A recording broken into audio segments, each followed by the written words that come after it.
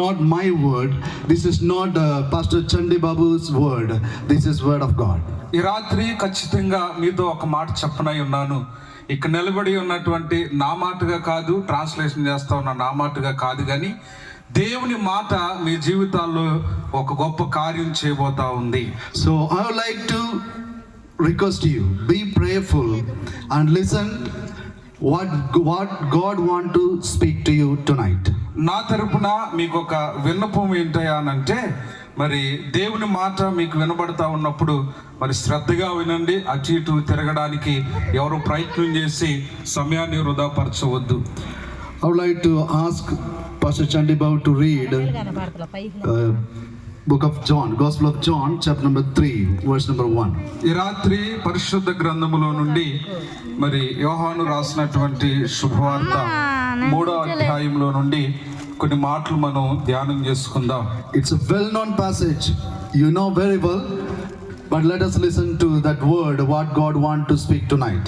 ఈ రాత్రి నేను చదివించబోతా ఉన్నటువంటి మాట ఏదైతే ఉందో ఆ మాట మీరు చాలా సందర్భాల్లో విని ఉండొచ్చు, కానీ ఈ రాత్రి దేవుడు నా హృదయంలో పెట్టిన భారాన్ని బట్టి ఆ మాట ద్వారా ఈ ప్రాంతంలో మీ ఎదుటి నిలబడబోతా ఉన్నాను. Let's read chapter 3, verse number 1 and 2. యూదుల అధికారి అయిన నికోదేమును పరిసయ్యుడప్పుడుండెను.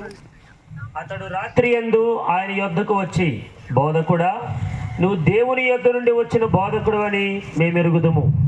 దేవుడు అతనికి తోడై ఉంటేనే గాని నీవు చేయుచున్న సూచక క్రియలను ఎవడనూ చేయలేడని ఆయనతో చెప్పాను. Let's stop there and let's listen to this word of God.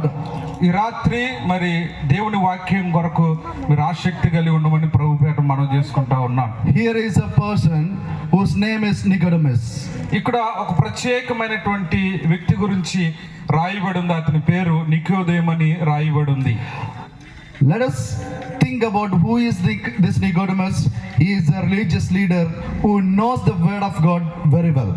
ఈ రాత్రి ఇక్కడ చదివించినటువంటి మాటను బట్టి నికోదేము గురించి ఒక మాట మీకు చెప్పాలనుకుంటున్నాను. ఆయన అన్ని విషయాల్లో మేలు పొందినవాడు మాత్రమే కాదు, దేవుని వాక్యము ఆసక్తి కలిగిన వాడై ఉన్నాడు. I already said he is a religious leader. He knows very well about word of God.